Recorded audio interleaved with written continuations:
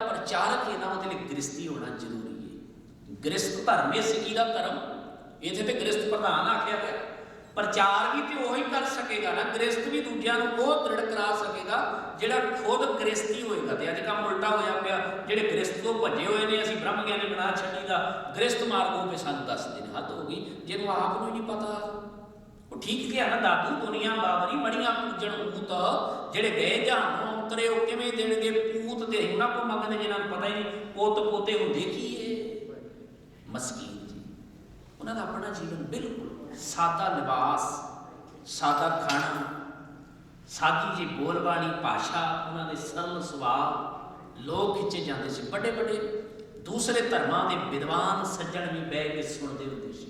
मैं पढ़ रहा सी मस्कीन जी के पूरे होते कि नामधारी हो गए तहा मार करो। किसे पूछया मस्कीन जी ते देहधारियां दे पर खचे उड़ा दिया करते सी, तू देहधारी का चेता तू क्यों रोंदा?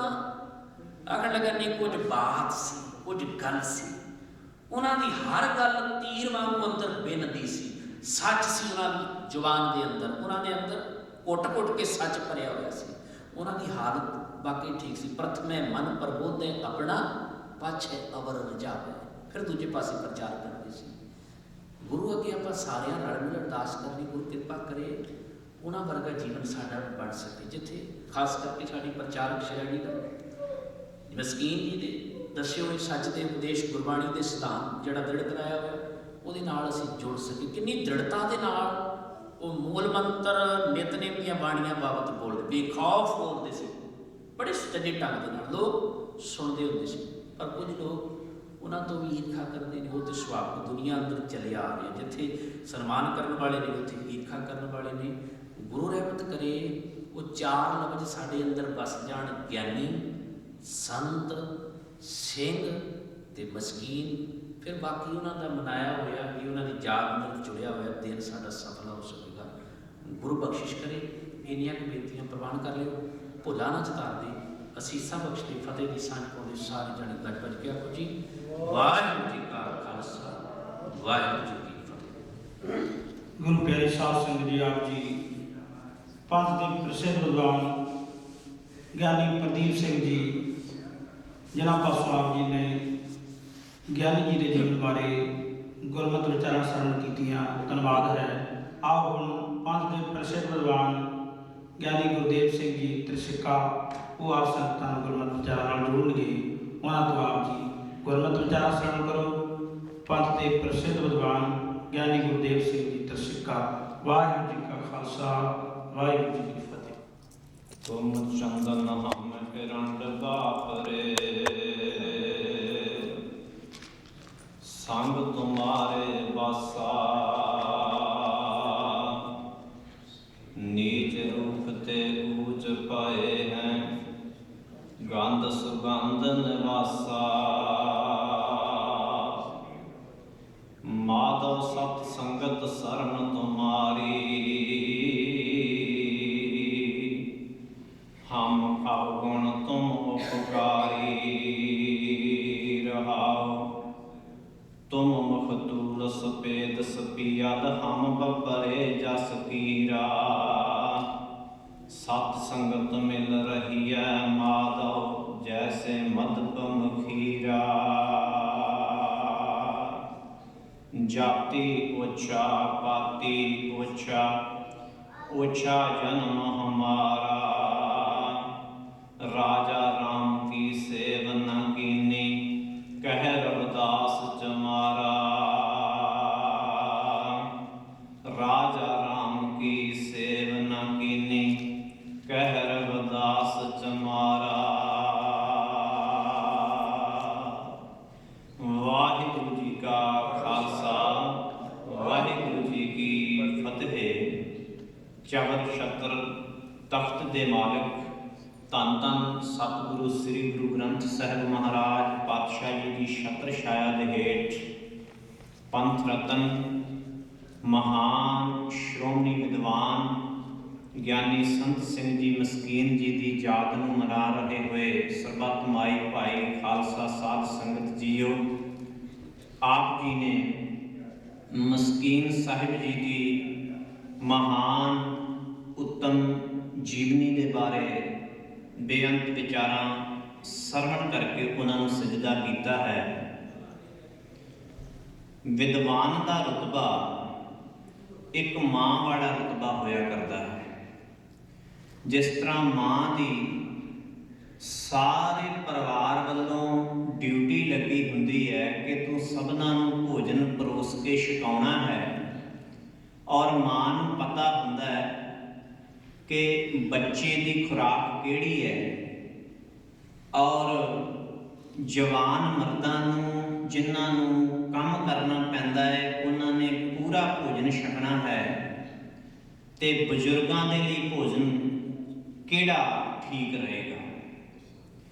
ਵਿਦਵਾਨ ਦੇ ਅੰਦਰ ਇਹ ਗੁਣ ਹੋਣਾ ਚਾਹੀਦਾ ਹੈ। ਮਸਕੀਨ ਸਾਹਿਬ ਜੀ ਦੇ ਅੰਦਰ ਇਹ ਮਹਾਨ ਖੂਬੀ ਸੀ ਕਿ ਜੋ ਗੁਰੂ ਪਾਤਸ਼ਾਹ ਨੇ ਵਿਦਵਾਨਾਂ ਦੀ ਡਿਊਟੀ ਲਾਈ ਹੈ, ਆਪ ਸਤਿਗੁਰਾਂ ਨੇ ਗੁਰੂ ਨਾਨਕ ਪਾਤਸ਼ਾਹ ਜੀ ਤੋਂ ਲੈ ਕੇ ਗੁਰੂ ਗੋਬਿੰਦ ਸਿੰਘ ਸਾਹਿਬ ਜੀ ਤੱਕ ਇੱਕ ਥਾਲ ਬਣਾ ਕੇ ਪਰੋਸ ਕੇ ਥਾਲ ਬਣਾਇਆ, ਖਜ਼ਾਨਾ ਬਣਾਇਆ, ਜਿਸ ਨੂੰ ਸਤਿਗੁਰੂ ਸੱਚੇ ਪਾਤਸ਼ਾਹ ਜੀ ਨੇ ਫਰਮਾਇਆ ਹੈ ਕਿ ਥਾਲ ਵਿੱਚ 3 ਵਸਤੂ ਪਈਓ ਸਤ ਸੰਤੋਖ ਵਿਚਾਰੋ, ਅੰਮ੍ਰਿਤ ਨਾਮ ਠਾकुर का पयो जिसका सबस आधारो। ਤੇ ਜਿਸ ਮਹਾਨ ਖਜ਼ਾਨੇ ਦੇ ਬਾਰੇ ਸਾਨੂੰ ਸਤਿਗੁਰੂ ਮਹਾਰਾਜ ਪਾਤਸ਼ਾਹ ਨੇ ਇਹ ਪਵਿੱਤਰ ਗੁਰਬਾਣੀ ਦੇ ਬਚਨ ਬਖਸ਼ੇ ਨੇ ਕਿ ਹਮ ਧਨਵੰਤ, ਪਾਤਸ਼ਾਹ ਜੀ ਕਹਿੰਦੇ ਹੁਣ ਅਸੀਂ ਅਮੀਰ ਹੋ ਗਏ ਹਾਂ। ਭਾਗਠ ਸੱਚ ਨਾਏ, ਸੱਚੇ ਨਾਮ ਦਾ ਖਜ਼ਾਨਾ ਸਾਨੂੰ ਮਿਲ ਗਿਆ ਹੈ। ਹਰ ਗੁਣ ਗਾਵੇ ਸਹਿਜ ਸੁਭਾਏ, ਹੁਣ ਸਤਿਗੁਰੂ ਮਹਾਰਾਜ ਜੀ ਦੀ ਬਾਣੀ ਦਾ ਆਸਰਾ ਲੈ ਕੇ ਸਹਿਜ ਸੁਭਾਏ ਨਾਮ ਜਪਿਆ ਜਾ ਸਕਦਾ ਹੈ। ਕੋਈ ਤਪ ਸਾਧਨਾ ਕਰਨ ਦੀ ਲੋੜ ਨਹੀਂ, ਕੋਈ ਸਰੀਰ ਨੂੰ ਕਸ਼ਟ ਦੇਣ ਦੀ ਲੋੜ ਨਹੀਂ, ਕੋਈ ਜਲ ਧਾਰੇ, ਕੋਈ ਧੂਣੀਆਂ ਤਪਾਉਣ ਦੀ ਲੋੜ ਨਹੀਂ। ਹੁਣ ਸਹਿਜ ਸੁਭਾਏ ਭਗਤੀ ਕੀਤੀ ਜਾ ਸਕਦੀ ਹੈ। ਹਰ ਗੁਣ ਗਾਵੇ ਸਹਿਜ ਸੁਭਾਏ, ਪਿਉ ਦਾਦੇ ਕਾ ਖੋਲ ਡਿੱਠਾ ਖਜ਼ਾਨਾ, ਤਾਂ ਮੇਰਾ ਮਨ ਭਇਆ ਨਿਧਾਨਾ। ਰਤਨ ਲਾਲ ਜਾਕਾ ਕਛੂ ਨਾ ਮੋਲ, ਭਰੇ ਭੰਡਾਰ ਅਖੂਟ ਅਤੋਲ। ਖਾਵੇ ਖਰਚੇ ਰਲ ਮਿਲ ਭਾਈ, ਟੋਟ ਨਾ ਆਵੇ ਵੱਧ ਤੋਂ ਜਾਈ। ਕਹੋ ਨਾਨਕ ਜਿਸ ਮਸਤਕ ਲੇਖ ਲਿਖਾਏ, ਸੋ ਏਕ ਖਜ਼ਾਨੇ ਲਿਆ ਰੜਾਏ। ਇਹ ਖਜ਼ਾਨਾ ਜੋ ਸਾਨੂੰ 10 ਪਾਤਸ਼ਾਹੀਆਂ ਨੇ ਬਖਸ਼ਿਸ਼ ਕੀਤਾ ਹੈ, ਵਿਦਵਾਨਾਂ ਨੂੰ ਸਤਿਗੁਰੂ ਮਹਾਰਾਜ ਪਾਤਸ਼ਾਹ ਜੀ ਨੇ ਇਹ ਮਹਾਨ ਪਦਾਰਥ ਸਿੱਖ ਸੰਗਤਾਂ ਦੇ ਵਿੱਚ ਵਰਤਾਉਣ ਦੀ ਡਿਊਟੀ ਲਾਈ ਹੈ। ਔਰ ਪੰਥ ਰਤਨ ਗਿਆਨੀ ਸੰਤ ਸਿੰਘ ਜੀ ਮਸਕੀਨ ਇੱਕ ਮਹਾਨ ਸੰਗਤਾਂ ਦੇ ਅੰਦਰ ਇੱਕ ਮਾਂ ਹੋ ਨਿਬੜੇ ਨੇ, ਜਿਨ੍ਹਾਂ ਨੇ ਸੰਗਤਾਂ ਨੂੰ ਸ੍ਰੀ ਗੁਰੂ ਗ੍ਰੰਥ ਸਾਹਿਬ ਜੀ ਦੇ ਵਿੱਚੋਂ ਪਦਾਰਥ ਕੱਢ ਕੇ ਵਰਤਾਏ ਨੇ। ਔਰ ਮੈਂ ਇਹ ਕਹਿ ਸਕਾਂ ਕਿ ਮੁੱਖ ਰੂਪ ਦੇ ਵਿੱਚ ਸਿੱਖ ਬੁਲਾਰੇ ਔਰ ਸਿੱਖ ਵਿਦਵਾਨ ਨੇ ਸ੍ਰੀ ਗੁਰੂ ਗ੍ਰੰਥ ਸਾਹਿਬ ਖਜ਼ਾਨੇ ਦੇ ਵਿੱਚੋਂ ਭੰਡਾਰ ਹੀ ਵਰਤਾਉਣ ਦੇ ਵਾਸਤੇ ਹੀ ਉਪਰਾਲਾ ਕੀਤਾ ਹੁੰਦਾ ਹੈ। ਤੇ ਬਾਹਰੋਂ ਕਦੇ ਕਦੇ ਜਿਸ ਤਰ੍ਹਾਂ ਥਾਲ ਪਰੋਸ ਕੇ ਵਿੱਚ ਚਟਣੀ ਰੱਖੀ ਜਾਂਦੀ ਹੈ, ਕਦੇ ਕਦੇ ਕੌੜੀ ਮਿਰਚ ਹਰੀ ਜਾਂ ਲਾਲ ਮਿਰਚ ਵਿੱਚ ਰੱਖੀ ਜਾਂਦੀ ਹੈ, ਅਚਾਰ ਰੱਖਿਆ ਜਾਂਦਾ ਹੈ, ਉਹ ਸਿਰਫ ਜ਼ਬਾਨ ਦੇ ਸਵਾਦ ਵਾਸਤੇ ਹੁੰਦਾ ਹੈ। ਉਹ ਸਿਹਤ ਲਈ ਬੇਸ਼ੱਕ ਇੰਨਾ ਚੰਗਾ ਨਾ ਹੋਵੇ। ਤੇ ਯਾਦ ਰੱਖੇ ਗੁਰਬਾਣੀ ਦੀ ਮਹਾਨ ਦਾਤ ਕਥਾ ਦੇ ਰਾਹੀਂ ਸੰਗਤਾਂ ਨੂੰ ਛਕਾਉਂਦਿਆਂ ਉਹਨਾਂ ਨੇ ਅਨੰਤ ਤਰ੍ਹਾਂ ਦਾ ਨਾਲ ਪ੍ਰਮਾਣ ਦੇਣ ਵਜੋਂ ਅਚਾਰ ਚਟਨੀ ਆਦਿਕ ਬੇਅੰਤ ਉਹਨਾਂ ਨੇ ਪ੍ਰਮਾਣ ਅਰਬ ਦੇਸ਼ ਦੀਆਂ ਫਕੀਰਾਂ ਸਾਧੂਆਂ ਸੰਤਾਂ ਦੀ ਰਚਨਾ, ਔਰ ਉਹਨਾਂ ਨੇ ਵੱਖ-ਵੱਖ ਪ੍ਰਮਾਣ ਆਪਣੀ ਜ਼ਿੰਦਗੀ ਦੇ ਅੰਦਰ ਹੋਇਆਂ ਤਜਰਬਿਆਂ ਨੂੰ ਨਾਲ ਲੈ ਕੇ ਇਤਨਾ ਸੁੰਦਰ ਥਾਲ ਸਜਾਉਂਦੇ ਸਨ ਕਿ ਛਕਣ ਵਾਲਾ ਪਹਿਲਾਂ ਉਸ ਥਾਲ ਨੂੰ ਦੇਖ ਕੇ ਹੀ ਜਿਹੜਾ ਉਹ ਆਨੰਦਿਤ ਹੋ ਜਾਂਦਾ ਸੀ, ਤੇ ਜਿਹੜਾ ਛਕ ਲੈਂਦਾ ਸੀ, ਜੇ ਕੋ ਖਾਵੈ ਜੇ ਕੋ ਪੁੰਚੈ ਤਿਸ ਕਾ ਹੋਏ ਉਧਾਰ। ਤੋ ਉਹਨਾਂ ਨੇ ਜੋ ਗੁਰਬਾਣੀ ਦੇ ਭਾਵ ਜਿਹੜੀ ਮਨੁੱਖ ਦੀ ਮਾਨਸਿਕਤਾ ਦੇ ਅੰਦਰ ਸੁੱਤੀਆਂ ਹੋਈਆਂ ਕਈ ਇਤਨੀਆਂ ਸ਼ਕਤੀਆਂ ਹੁੰਦੀਆਂ ਉਹ ਮਨੁੱਖ ਬਾਅਦ ਵਿੱਚ ਆਪ ਹੀ ਹੈਰਾਨ ਹੁੰਦਾ ਸੀ ਕਿ ਸੱਚਮੁੱਚ ਇਹ ਖਿਆਲ ਜਿਹੜੇ ਬੇਸ਼ੱਕ ਮੈਨੂੰ ਆਂਦੇ ਵੀ ਹੈ, ਪਰ ਮੈਂ ਇਹ ਖਿਆਲ ਕਦੀ ਮਾਨਸਿਕਤਾ ਚੋਂ ਉਤਪੰਨ ਨਹੀਂ ਕੀਤੇ। ਸਹਿਜ ਸੁਭਾਏ ਮਸਕੀਨ ਸਾਹਿਬ ਜੀ ਨੇ ਕਥਾ ਦੇ ਵਿੱਚ ਇੱਕ ਅੱਲਾ ਯਾਰ ਖਾਂ ਦਾ ਸ਼ੇਰ ਪੜ੍ਹਿਆ ਕਿ ਉਹ ਕਹਿ ਰਹੇ ਨੇ ਕਿ ਇਨਸਾਫ ਕਰੇ ਜੀ ਮੇਂ ਜਮਾਨਾ ਤੋਂ ਯਕੀਨ ਹੈ, ਸ੍ਰੀ ਗੁਰੂ ਗੋਬਿੰਦ ਸਾਹਿਬ ਕਾ ਸਾਨੀ ਹੀ ਨਹੀਂ ਹੈ। ਤੇ ਇਹ ਸ਼ੇਰ ਵੈਸੇ ਅਸੀਂ ਵੀ ਕਈ ਵਾਰੀ ਪੜ੍ਹਿਆ ਤੇ ਸੰਗਤਾਂ ਨੂੰ ਸੁਣਾਇਆ, ਪਰ ਉਹਨਾਂ ਨੇ ਉਸ ਤੋਂ ਪਿੱਛੋਂ ਇਹ ਗੱਲ ਰਿਪੀਟ ਕੀਤੀ। ਕਹਿੰਦੇ ਸੱਚਮੁੱਚ ਜਿਸ ਹਿੰਦੁਸਤਾਨ ਦੇ ਵਾਸਤੇ ਸ੍ਰੀ ਗੁਰੂ ਗੋਬਿੰਦ ਸਿੰਘ ਸਾਹਿਬ ਜੀ ਨੇ ਆਪਣਾ ਸਮੁੱਚਾ ਸਰਬੰਸ ਕੁਰਬਾਨ ਕੀਤਾ, ਭਾਰਤ ਦੇ ਉੱਪਰ ਹੀ 943 ਸਾਲ ਤੱਕ ਵਿਦੇਸ਼ੀ ਹਾਕਮਾਂ ਦਾ ਰਾਜ ਰਿਹਾ, ਸਤਿਗੁਰੂ ਸਾਹਿਬ ਤੋਂ ਪਹਿਲਾਂ ਤੱਕ ਹੀ। ਤੇ ਉਸ ਜੰਜੀਰਾਂ, ਗੁਲਾਮੀ ਦੀਆਂ ਜੰਜੀਰਾਂ ਨੂੰ ਕੱਟਣ ਲਈ ਜਿਸ ਸਤਿਗੁਰੂ ਪਿਤਾ ਜੀ ਨੇ ਪਿਤਾ ਕੁਰਬਾਨ ਕੀਤਾ, ਸਪੁੱਤਰ ਕੁਰਬਾਨ ਕੀਤੇ, ਆਪ ਕੁਰਬਾਨ ਹੋ ਗਏ। ਤੇ ਮਸਕੀਨ ਸਾਹਿਬ ਨੇ ਮੈਂਸ਼ਨ ਕੀਤਾ, ਉਹ ਕਹਿੰਦੇ ਸੱਚਮੁੱਚ ਹੀ ਭਾਰਤ ਨੇ ਵੀ ਗੁਰੂ ਗੋਬਿੰਦ ਸਿੰਘ ਸਾਹਿਬ ਦੇ ਨਾਲ ਇਨਸਾਫ ਨਹੀਂ ਕੀਤਾ। ਉਹ ਕਹਿੰਦੇ ਉਹਨਾਂ ਦਾ ਕਿਤੇ ਨਾਮ ਨਹੀਂ ਉਹਨਾਂ ਨੇ ਲਿਆ। ਉਸ ਸੰਵਿਧਾਨ ਨੇ ਗੁਰੂ ਗੋਬਿੰਦ ਸਿੰਘ ਸਾਹਿਬ ਦਾ ਕਿਤੇ ਸ਼ੁਕਰਾਨਾ ਨਹੀਂ ਕੀਤਾ। ਉਹ ਕਹਿੰਦੇ ਜਿਹੜਾ ਲਫ਼ਜ਼ ਅੱਲਾ ਯਾਰ ਖਾਂ ਲਿਖ ਗਏ ਕਿ ਅਗਰ ਇਨਸਾਫ ਕਰੇ ਜੀ ਮੇਂ ਜਮਾਨਾ, ਇਹ ਵਿਦਵਾਨ ਦੀ ਖੂਬੀ ਹੁੰਦੀ ਹੈ ਕਿ ਜਿਹੜੇ ਬਚਨ ਕਿਸੇ ਨੇ ਆਪਣੇ ਹਿਰਦੇ ਦੀਆਂ ਡੂੰਘੀਆਂ ਤਹਿਆਂ ਦੇ ਵਿੱਚੋਂ ਬਾਹਰ ਵਿਚਾਰ ਕੱਢ ਕੇ ਕਲਮ ਨਾਲ ਕਾਗਜ਼ ਦੇ ਉੱਤੇ ਉਕਰ ਦਿੱਤੇ ਹੁੰਦੇ ਹੈ, ਤੇ ਅਗਰ ਉਹਨਾਂ ਨੂੰ ਪੜ੍ਹਨ ਵਾਲਾ ਵੀ ਆਪਣੇ ਹਿਰਦੇ ਦੀਆਂ ਤਹਿਆਂ ਵਿੱਚੋਂ ਹੀ ਬੋਲਦਾ ਹੋਵੇ, ਉਹਦਾ ਫਿਰ ਉਹ ਅਰਥ ਉਸੇ ਤਰੀਕੇ ਦੇ ਨਾਲ ਹੀ ਕਰਦਾ ਹੈ। ਤੇ ਜਿਹੜਾ ਉੱਪਰੋਂ ਪੜ੍ਹਦਾ, ਉੱਪਰੋਂ ਬੋਲਦਾ, ਉਹ ਉੱਪਰੋਂ ਹੀ ਅਰਥ ਕਰ ਜਾਂਦਾ ਹੈ। ਤੋ ਇਸ ਤਰ੍ਹਾਂ ਦੇ ਸੈਂਕੜੇ ਪ੍ਰਮਾਣ ਕਿ ਜਿਸ ਗਹਿਰਾਈ ਵਿੱਚ ਉਤਰ ਕੇ ਉਹ ਸਮਝਾਉਂਦੇ ਰਹੇ। ਦੂਸਰਾ ਪੱਖ, ਸੰਸਾਰ ਦੇ ਅੰਦਰ ਬੇਅੰਤ ਵਿਦਵਾਨ ਪੈਦਾ ਹੋਏ ਨੇ, ਹੋ ਰਹੇ ਨੇ, ਹੁੰਦੇ ਰਹਿਣਗੇ। ਦੇਖੋ ਕਿਸੇ ਦਾ ਲਹਿਜਾ ਹੁੰਦਾ ਥੋੜਾ ਜਿਹਾ ਗਰਮਜੋਸ਼ੀ ਦੇ ਨਾਲ ਬੋਲਣ ਵਾਲਾ, ਕਿਸੇ ਦਾ ਲਹਿਜਾ ਆਪਣੇ ਤਰੀਕੇ ਨਾਲ ਹੁੰਦਾ ਹੈ। ਪਰ ਮਸਕੀਨ ਸਾਹਿਬ ਜੀ ਨੇ ਬਜਾਏ ਪਹਿਲਾਂ ਕੱਟੜਤਾ ਦੇ ਨਾਲ ਕਿਸੇ ਦੇ ਉੱਪਰ ਕਿਸੇ ਗੁਰਮਤਿ ਦੇ ਸੰਵਿਧਾਨ ਨੂੰ ਠੋਸਣ ਦੇ, ਜਿਹੜਾ ਥੋੜਾ ਗੁਰੂ ਦਰਬਾਰ ਦੇ ਨਾਲ ਜੁੜ ਰਿਹਾ, ਉਹਨਾਂ ਨੂੰ ਐਸੇ ਤਰੀਕੇ ਦੇ ਨਾਲ ਉਹਨਾਂ ਨੇ ਜੀ ਆਇਆਂ ਨੂੰ ਆਖਿਆ ਭਈ ਉਹਦੇ ਦਿਲ ਤੇ ਛੇਤੀ ਨਾਲ ਸੱਟ ਮਾਰ ਕੇ ਉਹਨੂੰ ਬਾਹਰ ਨਹੀਂ ਭਜਾਇਆ, ਬਲਕਿ ਉਹਨਾਂ ਨੂੰ ਨਾਲ ਲਾ ਕੇ ਹੌਲੀ ਪ੍ਰੇਰਣਾ ਦੇ ਕੇ ਐਸੇ ਤਰੀਕੇ ਨਾਲ ਗੁਰੂ ਨਾਨਕ ਸਾਹਿਬ ਦਾ ਗੁਰਬਾਣੀ ਦਾ ਸਿਧਾਂਤ ਸਮਝਾਇਆ ਕਿ ਉਹ ਵੀ ਜੁੜ ਗਏ। ਇਹ ਬਿਲਕੁਲ ਉਵੇਂ ਹੀ ਹੋ ਗਿਆ ਕਿ ਜਿਸ ਤਰ੍ਹਾਂ ਇੱਕ ਨੌਜਵਾਨ ਗੱਲ ਕਰੇ ਤੇ ਉਹ ਗਰਮਜੋਸ਼ੀ ਵਿੱਚ ਕਰਦਾ, ਤੇ ਜਿਹੜਾ ਬਜ਼ੁਰਗ ਤਜਰਬੇ ਹੰਢਾ ਕੇ ਜ਼ਿੰਦਗੀ ਨੂੰ ਹੰਢਾ ਚੁੱਕਾ ਹੋਵੇ, ਉਹਦੇ ਕੁਝ ਬੋਲਣ ਦੇ ਲਫ਼ਜ਼ ਜਿਹੜੇ ਹੁੰਦੇ ਐਸੇ ਮਿੱਠੇ ਹੁੰਦੇ ਆ ਕਿ ਹਰੇਕ ਕਠੋਰ ਹਿਰਦੇ ਵਾਲੇ ਨੂੰ ਵੀ ਕੀਲ ਲੈਂਦੇ ਆ। ਤੇ ਉਹਨਾਂ ਨੇ ਐਸੀ ਸਹਿਣਸ਼ੀਲਤਾ ਦੇ ਨਾਲ ਸੰਗਤਾਂ ਨੂੰ ਗੁਰੂ ਦਰਬਾਰ ਦੇ ਨਾਲ ਜੋੜਿਆ। ਔਰ ਤੀਜਾ ਪੱਖ,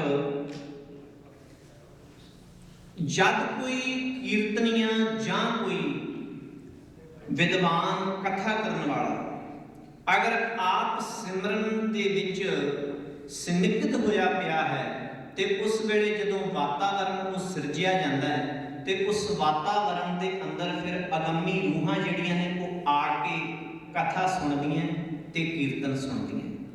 ਜਦ ਉਸ ਵਾਤਾਵਰਨ ਦੇ ਅੰਦਰ ਬੋਲਣ ਵਾਲਾ, ਸੁਣਾਉਣ ਵਾਲਾ, ਗੁਰਬਾਣੀ ਦਾ ਵਿਖਿਆਨ ਕਰਨ ਵਾਲਾ ਜਾਂ ਗੁਰਬਾਣੀ ਗਾਇਨ ਕਰਨ ਵਾਲਾ, ਤੋ ਉਹਨਾਂ ਨੇ ਸ਼ਟਲ ਸਟੇਜ ਦੇ ਉੱਪਰ ਕਥਾ ਕੀਤੀ। ਗਿਆਨੀ ਬਲਵਿੰਦਰ ਸਿੰਘ ਜੀ ਸਾਹਮਣੇ ਦੇਖ ਰਹੇ ਸਨ।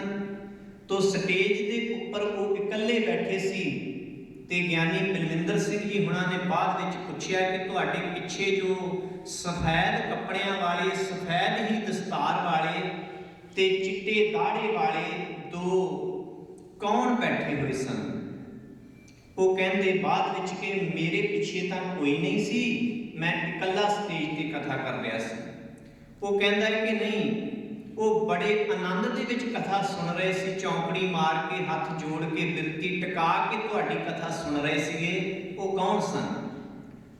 ਉਹ ਕਹਿੰਦੇ ਫਿਰ ਅੱਜ ਤਾਂ ਮੈਂ ਖਿਆਲ ਨੇ ਰੱਖਿਆ ਨਹੀਂ, ਤੂੰ ਕੱਲ ਨੂੰ ਫੇਰ ਦੇਖੀ ਸੁਣੀ, ਤੇ ਜੇ ਹੋਣਗੇ ਤੇ ਫਿਰ ਮੈਨੂੰ ਇਸ਼ਾਰਾ ਕਰੀ, ਅਗਰ ਜੇ ਹੋਣਗੇ ਤੇ ਉਹ ਫਿਰ ਕਿਸੇ ਹੋਰ ਅਗੰਮੀ ਧਰਤੀ ਤੋਂ ਹੀ ਆਏ ਹੋਣਗੇ ਜਿਹੜੇ ਕਿ ਇਸ ਕਥਾ ਕੀਰਤਨ ਦੇ ਸਤਸੰਗ ਦੇ ਵਾਤਾਵਰਨ ਵਿੱਚ ਆਨੰਦ ਲੈ ਰਹੇ ਹੋਣਗੇ। ਅਗਲੇ ਦਿਨ ਜਦ ਉਹਨਾਂ ਨੇ ਫਿਰ ਕਥਾ ਕੀਤੀ, ਉਸ ਦਿਨ ਗਿਆਨੀ ਬਲਵਿੰਦਰ ਸਿੰਘ ਜੀ ਹੁਣਾਂ ਦਾ ਵੀ ਖਿਆਲ ਕੁਝ ਇਸ ਪਾਸੇ ਚਲਿਆ ਗਿਆ ਕਿ ਹੋ ਸਕਦਾ ਉਹ ਦਿਵ ਰੂਹਾਂ ਹੋਣਗੀਆਂ, ਚਾਹੇ ਉਹਨਾਂ ਨੂੰ ਅਸੀਂ ਦੇਵਤੇ ਕਹਿ ਲਈਏ ਜਾਂ ਅਸੀਂ ਉਹਨਾਂ ਨੂੰ ਸ਼ਹੀਦ ਸਿੰਘ ਕਹਿ ਲਈਏ। ਮਨ ਵਿੱਚ ਖਿਆਲ ਸੀ ਉਸ ਪਾਸੇ ਗਿਆ ਹੋਇਆ, ਤੇ ਜਦ ਕਥਾ ਸੁਣਦਿਆਂ ਉਹ ਉਹਨਾਂ ਵੱਲ ਦੇਖਦੇ ਰਹੇ ਤੇ ਸੱਚਮੁੱਚ ਉਹ ਪਿੱਛੇ ਬੈਠੇ ਹੋਏ ਆ ਤੇ ਸਟੇਜ ਤੇ ਕਥਾ ਸੁਣ ਰਹੇ ਆ। ਫਿਰ ਉਹਨਾਂ ਦੇ ਨੇਤਰਾਂ ਚੋਂ ਤ੍ਰਿਪ ਜਲ ਵਗਣਾ ਸ਼ੁਰੂ ਹੋ ਗਿਆ, ਕਿਉਂਕਿ ਅੱਜ ਉਹਨਾਂ ਨੂੰ ਨਿਸ਼ਚਾ ਹੋ ਗਿਆ ਸੀ ਕਿ ਇਹ ਕੋਈ ਦਿਵ ਰੂਹਾਂ ਨੇ ਜੋ ਮਸਕੀਨ ਸਾਹਿਬ ਜੀ ਦੀ ਕਥਾ ਸੁਣਨ ਦੇ ਵਾਸਤੇ ਸਟੇਜ ਤੇ ਬੈਠੀਆਂ ਹੋਈਆਂ ਨੇ। ਤੋ ਜਦ ਇਸ ਉੱਚੀ ਅਵਸਥਾ ਦੇ ਵਿੱਚ ਉਹ ਪਹੁੰਚ ਕੇ ਕਥਾ ਕਰਿਆ ਕਰਦੇ ਸਨ, ਹਾਂ ਇਹ ਗੱਲ ਵੀ ਉਹ ਨਾਲ ਦੱਸਿਆ ਕਰਦੇ ਸਨ ਕਿ ਕਦੇ ਜਦੋਂ ਕਥਾ ਆਪ ਕਰਨੀ ਪੈਂਦੀ ਹੈ ਉਦੋਂ ਬਹੁਤ ਖਪਣਾ ਪੈਂਦਾ ਹੈ। ਦੇਖੋ, ਕੁਝ ਬਚਨ ਜਿਹੜੇ ਨੇ ਉਹ ਸੰਗਤ ਲਈ ਹੁੰਦੇ ਆ, ਕੁਝ ਬਚਨ ਵਿਦਵਾਨਾਂ ਦੇ ਲਈ ਹੁੰਦੇ ਆ, ਕੁਝ ਬਚਨ ਪ੍ਰਬੰਧਕਾਂ ਲਈ ਹੁੰਦੇ ਆ। ਇਹ ਬਚਨਾਂ ਦੇ ਅਨੁਸਾਰ ਜਿਸ ਤਰ੍ਹਾਂ ਵਿਦਵਾਨਾਂ ਨੂੰ ਉਹ ਇੱਕ ਗਾਈਡੈਂਸ ਦਿੰਦੇ ਹੋਏ ਉਹ ਇਹ ਗੱਲ ਸੁਣਾਉਂਦੇ ਹੁੰਦੇ ਸੀ, ਜਿਸ ਦਿਨ ਆਪ ਖੁਦ ਕਥਾ ਕਰਨੀ ਪੈਂਦੀ ਹੈ ਤੇ ਉਸ ਦਿਨ ਇਉਂ ਹੋ ਜਾਂਦਾ ਜਿਵੇਂ ਖਪਣਾ ਪੈਂਦਾ ਹੈ। ਪਰ ਗੁਰੂ ਮਹਾਰਾਜ ਪਾਤਸ਼ਾਹ ਜਦੋਂ ਆਪ